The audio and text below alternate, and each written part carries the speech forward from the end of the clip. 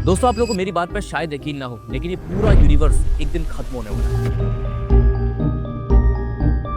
सारे स्टार्स मर जाएंगे, एनर्जी पूरी तरह से खत्म हो जाएगी, आपकी एग्जिस्टेंस खत्म हो जाएगी और चारों तरफ सिर्फ अंधेरा छा जाएगा। बचेगा तो सिर्फ केवल एक ही सवाल, क्या इस चीज को रिवर्स किया जा सकता है? और इसका जवाब होगा सिर्फ एक, गॉड। लेकिन ये गॉड होगा कौन? शायद ये स्टोरी आपको इसका जवाब दे दे। आज जो स्टोरी मैं आपको बताऊंगा शायद वो आपको स्टूपिड लगने लगे, लेकिन इस स्टोरी की लास्ट लाइन आपको बहुत बड़ा गूज़बम्प्स देने वाली है। शायद भविष्य में आप ये स्टोरी भूल जाओ, लेकिन इसका एक एंड कभी नहीं भूल पाओगे। दोस्तों, वीडियो स्टार्ट करने से पहले एक कॉन्सेप्ट है जो जानना बहुत ज़्यादा ज़रूरी है, एंट्रोफी। एंट्रोफी का मतलब है डिसऑर्डर या रैंडमनेस। अगर इजी लैंग्वेज में बताऊं तो अगर आपका रूम अगर नीट एंड क्लीन है तो इसका मतलब लो एंट्रोफी, और आपका रूम मेसी है, बिखरा हुआ है, सब चीज इधर उधर है, तो इसका मतलब है हाई एंट्रोफी। और यूनिवर्स का एक नियम है कि वो लो एंट्रोफी से हाई एंट्रोफी की ओर जाता है, यानी कि यूनिवर्स में जो भी है वो हमेशा डिसऑर्डर की ओर चला जाता है। जैसे कि अगर आप अपने अपना कमरा क्लीन कर लिया है, साफ कर लिया है और उसको छोड़ दिया है, तो आप गौर करोगे कि वो हमेशा गंदा हो जाएगा ऑटोमेटिकली।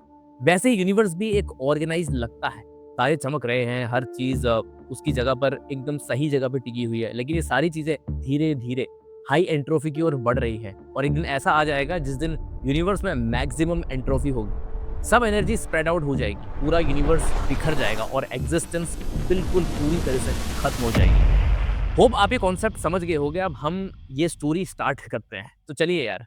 दोस्तों, स्टोरी शुरू होती है सन 2061 में। उस टाइम पर एक बहुत पावरफुल एआई सुपर कंप्यूटर है जिसका नाम है मल्टीवैक। इसका कंस्ट्रक्शन इतना ज्यादा कॉम्प्लिकेटेड है कि कोई भी ह्यूमन कंप्लीटली नहीं समझता कि ये कैसे काम करता है। ये बेसिकली एक ब्लैक बॉक्स है, आप क्वेश्चंस पूछ सकते हैं और ये आंसर्स बता सकता है। तो देखो, बेसिकली ये चैट जीपीटी जैसा ही है, लेकिन मल्टीवैक इतना ज्यादा कॉम्प्लेक्स है कि ह्यूमंस अब इसे इंप्रूव भी नहीं कर सकते। अब ये खुद अपने को ही इंप्रूवमेंट करने लग गया है, बेसिकली एक सेल्फ इंप्रूविंग एआई मॉडल है।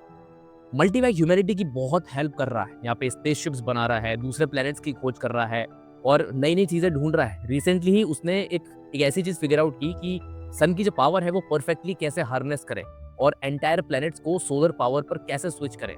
अब ये स्टोरी स्टार्ट होती है दो मल्टीवैक के साइंटिस्ट की कॉन्वर्सेशन से। उनका काम है मल्टीवैक को डाटा फीड करना, क्वेश्चंस एडजस्ट करना और आंसर्स ट्रांसलेट करना। तो ये दोनों प्रॉम्प्ट इंजीनियर्स बैठे हैं और एक बंदा जो है वो बात कर रहा है कि ये लेटेस्ट सोलर एनर्जी डिस्कवरी कितनी ग्रेट है, क्योंकि अब उन्हें ये जितनी एनर्जी चाहिए उतनी एनर्जी एक अनंत काल के लिए मिल सकती है यहाँ पे। लेकिन दूसरा बंदा ये पॉइंट आउट करता है कि अरे भाई, हमें फॉरएवर तक एनर्जी नहीं चाहिए, सिर्फ तब तक एनर्जी चाहिए जब तक सन खत्म नहीं हो जाता। और जो सन है, सन बिलियंस ऑफ ईयर्स में खत्म हो जाएगा। मे बी सन खत्म हो जाए तब we could switch to another stars, लेकिन वो भी इवेंचुअली खत्म हो जाएंगे। Ultimately couple of trillion years में एंट्रोफी मैक्सिमम तक बढ़ जाएगी और सब कुछ बर्न आउट हो जाएगा। अब यही सुन के दोनों डिसाइड करते हैं कि चलो यार, ये जो सवाल है, इस सवाल का जवाब हम मल्टीवैक से ही क्यों ना पूछ लें। क्या कोई तरीका है जिससे एंट्रोफी को रिवर्स किया जा सकता है, सारी चीजें ठीक की जा सकती है? क्या यूनिवर्स को मरने से रोका जा सकता है? तो इसका जवाब मल्टीवैक देता है, insufficient data for meaningful answer. अब ये आंसर सुन के वो दोनों साइंटिस्ट बहुत दुखी हो जाते हैं। अब यहाँ पे स्टोरी आगे बढ़ जाती है, स्टोरी 1000 साल आगे पहुंचती है। जेरेड और जेरोडिन एक स्पेसशिप में अपने बच्चों के साथ ट्रैवल कर रहे हैं, जिनका नाम है जेरोडेट फर्स्ट और जेरोडेट सेकंड। ये फैमिली अर्थ छोड़ के एक नए प्लैनेट X-23 पर माइग्रेट कर रही है। इस बीच में टेक्नोलॉजी काफी ज्यादा एडवांस हो गई। ये दिखाया जाता है कि टेक्नोलॉजी अपने चरम सीमा पर तक पहुंच गई, सब कुछ इतना एडवांस हो चुका है। स्टोरी मल्टीवैक से शुरू हुई थी, लेकिन अब प्लैनेटरी X आ चुका है। हर प्लैनेट के लिए एक एआई सुपर कंप्यूटर है। ये प्लैनेटरी X बहुत ह्यूज थे, हंड्रेड्स ऑफ माइल्स तक फैले हुए थे। लेकिन ह्यूमंस ने इस टेक्नोलॉजी को ऑप्टिमाइज करना सीख लिया था और साइज यहाँ पे श्रिंक कर दिया। अब इसको माइक्रोवेव कहते हैं। उसी स्पेसशिप्स में एक थिक मेटल रॉड है जो पर्सनल एआई कंप्यूटर की तरह है। यहाँ पे फैमिली डिस्कस कर रही थी, अर्थ तो इतना ज्यादा ओवर पॉपुलेटेड हो चुका है, तो X-23 ही बेटर है रहने के लिए। लेकिन जेरोडीन बोलते हैं कि अगर ह्यूमंस ऐसे ही एक्सपेंड करते रहे तो X-23 भी एक दिन बहुत ज्यादा ओवर क्राउडेड हो जाएगा। तो यहाँ पे जेरोडीन कहती है कि फैमिलीज फॉरएवर न्यू प्लैनेट्स पर जाते रहेंगे, लेकिन जेरोड याद दिलाता है कि नॉट फॉरएवर, क्योंकि सारे स्टार्स इवेंचुअली बर्न आउट हो जाएंगे। यहाँ पे बच्चे डर जाते हैं सुन के कि स्टार्स तो बहुत जल्दी खत्म होने वाले हैं, तो वो चाहते हैं कि माइक्रोवेव से क्यों ना पूछें कि ये स्टार्स को वापस कैसे लाया जाए। तो यहाँ पे पापा माइक्रोवेव से पूछते हैं। माइक्रोवेव का आंसर फिर से यहाँ पे वही होता है, insufficient data for meaningful answer. Same answer, लेकिन इस बार ये जवाब पर्सनल एआई दे रहा है। अब स्टोरी शुरू हुए 20,000 साल हो गए हैं। लोगों के नाम अब VJ23X जैसे हैं। दो लोग यहाँ पे ओवर पॉपुलेशन डिस्कस कर रहे हैं। सुपर इंटेलिजेंट एआई अब और ज्यादा इवॉल्व हो गया है। अब इसका नाम गैलेक्टिक एसी है। ये कहीं अपनी अलग दुनिया में है और ये लगभग 1000 फीट फैला हुआ है। हर पर्सन के पास एक एसी कॉन्टैक्ट है, 2 इंच पॉकेट साइज डिवाइस जो हाइपर स्पेस के थ्रू गैलेक्टिक एसी से कनेक्ट कर सकता है। अगर करंट ग्रोथ रेट को देखें तो गैलेक्सी 5 साल में पूरा भर जाएगा। पॉपुलेशन हर 10 साल में डबल होती है। पॉपुलेशन ग्रोथ अब एक बड़ी प्रॉब्लम है क्योंकि सभी लोग इमॉर्टल हैं, कोई मरता ही नहीं है। वो कैलकुलेट करते हैं कि 10,000 साल में वो एंटायर यूनिवर्स भर देंगे, लेकिन करंट कंजम्पशन रेट से पहले से एनर्जी खत्म हो जाएगी। तो वो डिसाइड करते हैं कि गैलेक्टिक एसी से पूछना चाहिए कि क्या एंट्रोफी वापस कर सकते हैं, मतलब एंट्रोफी को रिवर्स किया जा सकता है। यहाँ पे गैलेक्टिक एसी का भी रिस्पॉन्स यहीं पे यही आता है। There is no sufficient data for a meaningful answer. ध्यान दो, ये पहले से थोड़ा सा डिफरेंट है। अब ये एक कंप्लीट सेंटेंस है। अब बिलियन ऑफ ईयर्स आगे माइंड ट्रेवलिंग का एरा आ गया है। यहाँ पे बिलियन ऑफ ईयर्स आगे बढ़ते हैं तो अब लोगों के जो नाम है वो जेड प्राइम जैसे हैं। जेड प्राइम यहाँ पे गैलेक्सी एक्सप्लोर कर रहा है और स्टार्स ढूंढ रहा है, लेकिन सिर्फ अपने माइंड से। लोगों के इमॉर्टल बॉडीज तो प्लेनेट पर स्टोर्ड हैं, लेकिन अब उन्हें यूज नहीं करते। हम सिर्फ अपने माइंड से यूनिवर्सल में ट्रैवल कर रहे हैं, पूरा ये दूसरे के माइंड से बात कर रहे हैं। पॉपुलेशन अब बहुत ज्यादा ग्रो नहीं हो रही, जो कि अच्छी बात है क्योंकि यूनिवर्स में अब जगह बची ही नहीं है। यहाँ पे गैलेक्टिक एसी अब यूनिवर्सल एसी बन गया है। किसी को नहीं पता कि यूनिवर्सल एसी कैसा है, कहाँ है, वो एक्चुअली दिखता कैसा है। एक बंदा कहता है कि ये 2 फीट में फैला हुआ एक शाइनिंग ग्लोब है, लेकिन उसका मोस्ट पार्ट हाइपर स्पेस में है जहाँ कोई नहीं देख सकता। और दोस्तों, यहाँ पे टेक्नोलॉजी इतना ज्यादा एडवांस हो गई है कि यूनिवर्सल एसी से बात करने के लिए कोई डिवाइस भी नहीं चाहिए। आपको बस अपने वर्ड्स में चिल्लाओ और वो सुन लेता है, क्योंकि उसके रिसेप्टर्स हर जगह है। यूनिवर्सल एसी खुद को इम्प्रूव करता रहा है टाइम के साथ। अब ह्यूमंस को कुछ भी नहीं पता कि वो कैसे काम करता है, कैसा दिखता है या कहाँ है। जेड प्राइम यूनिवर्सल एसी से कहता है कि मैनकाइंड का ओरिजिनल गैलेक्सी दिखाओ। उसे पता लगता है कि ह्यूमन का जो ओरिजिनल स्टार था वो अब सुपरनोवा बन गया है और अब व्हाइट ड्वार्फ है। जेड प्राइम को एक्सटेंशियल क्राइसिस हो जाता है जब वो ये रियलाइज करता है कि ओरिजिनल स्टार मर गया है और सारे स्टार्स इवेंचुअली मर जाएंगे। ह्यूमैनिटी यहाँ पे इमॉर्टल हो सकती है, लेकिन जब यूनिवर्स की एनर्जी खत्म होगी तब सब लोग ऑटोमेटिकली मर जाएंगे। वो यूनिवर्सल एसी से पूछता है स्टार्स को मरने से कैसे रोकें, मतलब एंट्रोफी को कैसे रिवर्स कर सकते हैं। यूनिवर्सल एसी फिर से ये रिस्पॉन्ड कर सकता है, there is as yet insufficient data for a meaningful answer. फिर से ये थोड़ा सा डिफरेंट है, अब इसमें एक एज येट यहाँ पे ऐड हो गया है। कहानी 100 बिलियन साल आगे बढ़ती है। अब इंडिविजुअल्स ह्यूमंस नहीं बचे हैं, सिर्फ एक कलेक्टिव कॉन्सेप्ट है जिसका नाम है मैन।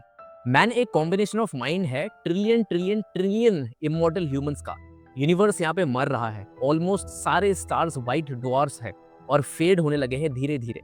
यूनिवर्सल एसी अब कॉस्मिक एसी बन गया है। अब स्पेस में इसका कोई फिजिकल प्रेजेंस नहीं है, ये पूरा हाइपर स्पेस में है। ये किसी ऐसी चीज से बना है जो ना मैटर है और ना एनर्जी है। ये completely beyond any human comprehension है। मैन कॉस्मिक एसी से एक बार फिर पूछता है एंट्रोफी को कैसे रिवर्स कर सकते हैं। कॉस्मिक एसी यहाँ पे फिर से वही रिप्लाई देता है, there is as yet insufficient data for a meaningful answer.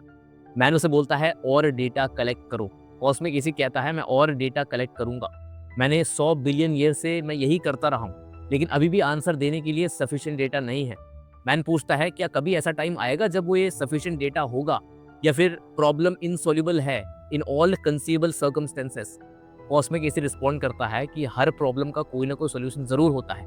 यहाँ पे मैन पूछता है कब तक सफिशिएंट डेटा कलेक्ट होगा। इसका फिर से ये जवाब मिलता है, there is as yet insufficient data for a meaningful answer. Again वही चीज। और इसी के साथ अब हम हैं 10 ट्रिलियन ईयर्स फ्यूचर में। स्टार्स और गैलेक्सीज लगभग ऑलमोस्ट कंप्लीटली बर्नआउट हो गए हैं। कॉस्मिक एसी अब सिर्फ एसी कहलाता है। ह्यूमंस ने अपने माइंड्स एसी के साथ फ्यूज करना शुरू कर दिए हैं। लास्ट मैन स्पेस की तरफ देखता है मर्जिंग से पहले, बस एक डार्क स्टार बचा हुआ है। लास्ट मैन एसी से पूछता है क्या यही एंड है, ये एंट्रोफी को रिवर्स करके यूनिवर्स को फिर से क्रिएट किया भी जा सकता है या फिर नहीं। एसी बोलता है there is as yet insufficient data for a meaningful answer. Last man merge हो जाता है, अब सिर्फ एसी बचा है। मैटर, एनर्जी, स्पेस, टाइम सब कुछ खत्म हो गया। यूनिवर्स पूरी तरह से खत्म हो चुका है, लेकिन एसी अभी भी यहाँ पे एग्जिस्ट करता है हाइपर स्पेस में। एसी का वजूद अब सिर्फ इसलिए था क्योंकि उसे अभी भी वो आखिरी सवाल का जवाब ढूंढना था। वो सवाल जो पहली बार 10 ट्रिलियन साल पहले वो दो कंप्यूटर टेक्नीशियंस ने एक दूसरे से पूछा था। बाकी सारे सवालों का जवाब तो एसी ऑलरेडी दे चुका था, लेकिन जब तक इस लास्ट क्वेश्चन का आंसर नहीं मिलता, एसी अपनी खुद की कॉन्शियसनेस को रिलीज नहीं कर सकता। सारा डेटा जमा हो चुका था, अब और कुछ कलेक्ट करने को बचा ही नहीं था। अब बस बाकी था तो सारे डेटा पर मैथमेटिकल कैलकुलेशन करके पॉसिबिलिटीज के समुंदर से वो जवाब निकालना जो एंट्रोपी को रिवर्स कर सके और वापस यूनिवर्स को अपनी जगह पे वापस ला सके, उसकी शक्ल फिर से वही दोहरा सके। इस कॉम्प्लेक्स प्रोसेस में एक इनफाइनाइट पीरियड गुजर गया, लेकिन आखिर में एसी ने सीख ही लिया कि कैसे एंट्रोपी को रिवर्स किया जा सकता है। प्रॉब्लम ये थी कि अब कोई बचा ही नहीं था जिसे एसी ये जवाब दे सके। एक और टाइमलेस फेज में एसी ने सोचा कैसे और किसे अब इस लास्ट क्वेश्चन का आंसर दिया जाए। एसी की कॉन्शियसनेस अब पूरे यूनिवर्स को खुद में समेट चुकी थी। फिर सोचते हुए एसी ने फैसला किया, अगर आंसर को सुनने के लिए कोई मौजूद नहीं तो आंसर को दिखाने के लिए हर उस चीज को बनाया जाए जिसका कभी वजूद था। एसी ने ऐलान किया, लेट देयर बी लाइट, और चारों तरफ रोशनी फैलने लगी। मे बी यही तरीका है जिससे हमारा यूनिवर्स रियली बना। मे बी गॉड सिर्फ ट्रिलियंस ऑफ इमॉर्टल ह्यूमंस हैं जो सुपर इंटेलिजेंट एआई के साथ मर्ज हुए हैं। थोड़ा सिली लगता है लेकिन सोचने में मजा आता है। दोस्तों, एसी आगे क्या करता है? एसी मतलब यानी कि वो ऑटोमेटिक कंप्यूटर जिसकी हम अभी बात कर रहे हैं। लेकिन इस एंडिंग का एक्चुअल मतलब क्या है? एक इंटरप्रिटेशन ये है कि हम एक एंडलेस साइकिल में फंसे हुए हैं और ये बार बार रिपीट होता ही रहता है। अगर एसी यूनिवर्स को क्रिएट करते वक्त खुद को डिस्ट्रॉय करेगा, यानी कि जब वो अपनी कॉन्शियसनेस रिलीज करेगा तब वो क्वेश्चन आंसर बनेगा, तो प्रोबेबली हम फिर से सेम सिचुएशन में पहुंच जाएंगे। मतलब जो हम गॉड कहते हैं, क्या वो एक्चुअली हमारा ही एक फ्यूचर वर्जन है? और दोस्तों, ये स्टोरी हमें बताती है कि गॉड कोई बाहर से आया हुआ एंटिटी नहीं है। गॉड वो है जो हम बनने वाले हैं। ह्यूमैनिटी का अल्टीमेट एवोल्यूशन, कॉन्शियसनेस का हाईएस्ट फॉर्म। और सबसे गहरी बात, अगर ऑटोमेटिक कंप्यूटर ने हमारा यूनिवर्स क्रिएट किया और हम एसी बनेंगे और हम फिर से यूनिवर्स क्रिएट करेंगे, तो क्या गॉड मरता नहीं, बस बदलता है? हर साइकिल में नया गॉड, लेकिन सेम पर्पस, क्रिएशन।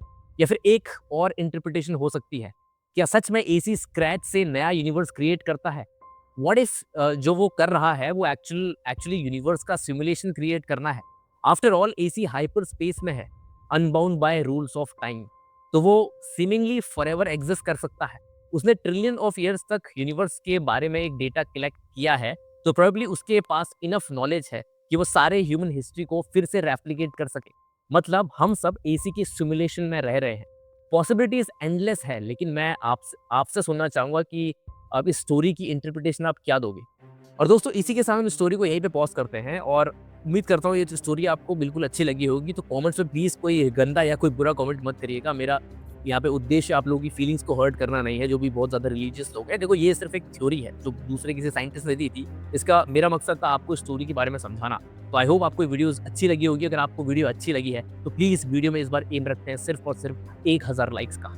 चलो मिलते हैं एक अगले टॉपिक के साथ, तब तक के लिए बाय बाय।